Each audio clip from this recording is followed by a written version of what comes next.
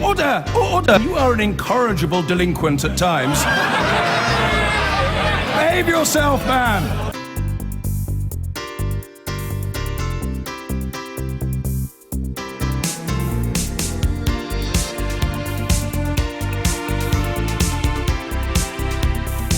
In the last 4 years, more than 400 children under the age of 11, little kids who had smiles on their faces, happiness in their hearts, have been referred to the government's de-radicalisation programme, suspected of being groomed to be full of hatred.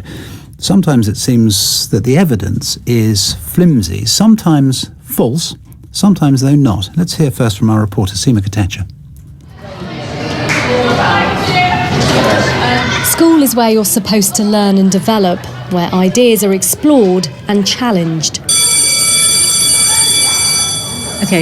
Basically he was in a French lesson. However, Ifat Shireen says the classroom has become more like a spy room, with teachers watching pupils to spot signs of extremism. She says her son was interrogated by staff after he said the word eco-terrorist in class. He was then taken to a room and interrogated by two women he didn't recognise.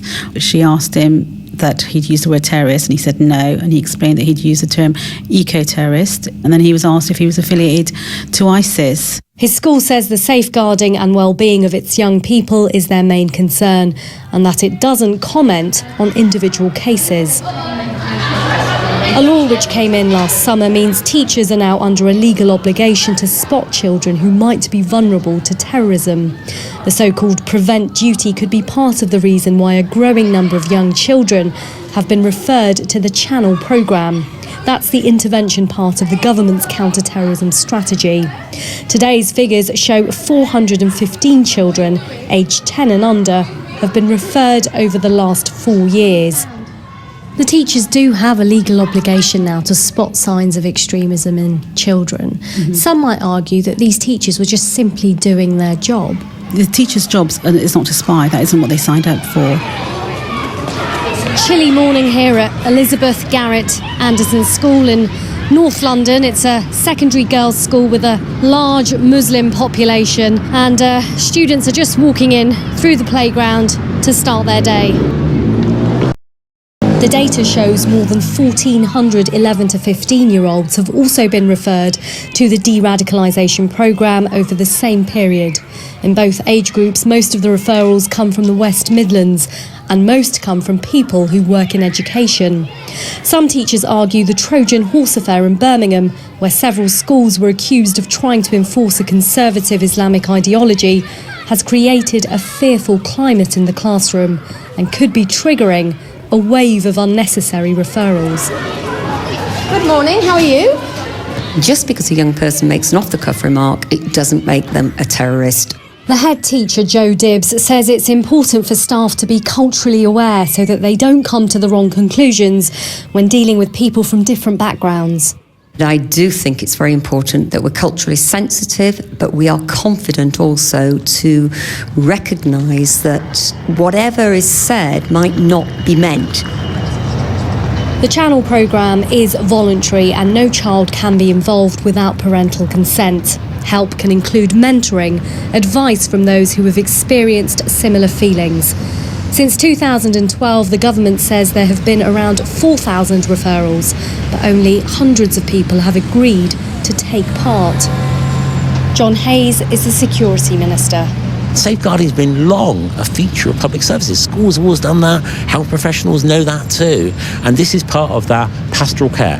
This is about providing all the support you need to make sure your children are safe.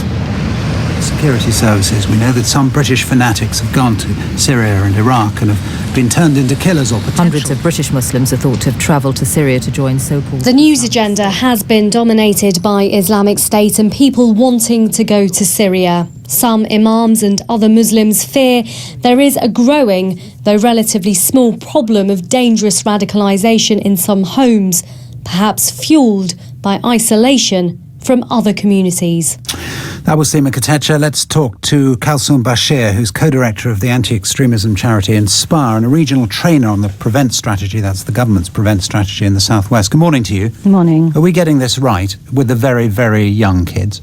Well, I think children are always vulnerable to exploitation. They're not able to take those conscious and rational decisions. And any adult that's involved in a young person's life are guardians of their safety. Teachers have always been at the forefront of safeguarding, and this is no different. Well, interesting you say that. There was one teacher we heard there saying it's not a teacher's job to spy, but what you're saying is that in a case of, I don't know, sexual exploitation or any other form of exploitation or grooming or abuse, it would be the teacher's job, and we sort of accept that it is. Absolutely. It's the job of the police and security services to stop terrorists and to spot them, but what it is mandatory for teachers to do is act upon any kind of troubling behaviour. Now, that troubling behaviour may be signs of sexual exploitation, as you said. It may be signs of a family breakdown, or it may be vulnerabilities such as isolation, loneliness that could lead to being exploited by extremists. What you also got a sense of, though, in Seema's report is that religious people down the ages and religious people from many religions in Britain are free to say all sorts of things to their children, some of which other people might regard as abusive or wrong. And yet it is going to be Muslims who are particularly in the line of fire on this. Prevent covers all forms of extremism. Not long ago, our organisation was in a school where we were told that the school was dealing with troubling behaviour from pupils that were vulnerable to far-right extremism. That could lead to violence against the other pupils in the schools, as well as pupils that were being exposed to very extreme, harmful videos online, which could have a damaging impact. I think what we're dealing with is troubling media reporting sometimes, which sensationalises things. And only yesterday, the police commissioner from Lancashire condemned a story yesterday that was really sensationalised. And actually, when it came down to it, it was a safeguarding issue, not a matter of counter-terrorism. And so reporting what was that about in kind of broad terms? I think in broad terms, it was the story of a child that had written that he didn't like being beaten by his uncle and he lived in a terrorist house. It was reported as a counter-terrorism strategy. It had nothing to do with Prevent, but the hysteria and suspicion that surrounds it makes the job of police, security services, statutory agencies and people like ourselves that are trying to instill confidence in the system very, very difficult. In a circumstance, though, where there is something to go on, and there does seem to be something going on, I mean, Seema mentioned in her piece an allegation that a family had sat down with an under 11-year-old and watched a video of a beheading. In those circumstances, can the police act? Can the child be taken from the parents in extreme circumstances? Because part of it's voluntary, isn't it? Absolutely. In extreme circumstances where a child is at high risk, the experts around the table, and that will be the police have a seat at that table, the local authorities, social services, the schools, they will all make a collective decision as to the best interests of that child. If a child is at risk of being taken to Syria, local authorities have confiscated passports as well. So it's the statutory agencies that are the experts in safeguarding that will share the risk, share the concerns and make a collective decision as to the well-being of the child. But in all those cases, all cases that do make channel, and many don't, and many are referred to other safeguarding agencies, those that do make channel are there with the consent of the families and all the agencies working together for the best interests of that child. But if they don't give their consent, then, and it is serious, then it can go to other areas. It can go to other areas, but we've seen one case in Lancashire where the youngest conviction of a 15-year-old terrorist, he was referred to channel, and it was reported in the media that members of the family became aggressive and didn't allow him to receive the support that would have helped him. Now, everybody then has to stand back, but generally then his behaviour escalated, and when he was referred back, he'd already crossed the criminal line. Kalsoom Bashir, co-director of the charity Inspire. Thank you very much. Thank you.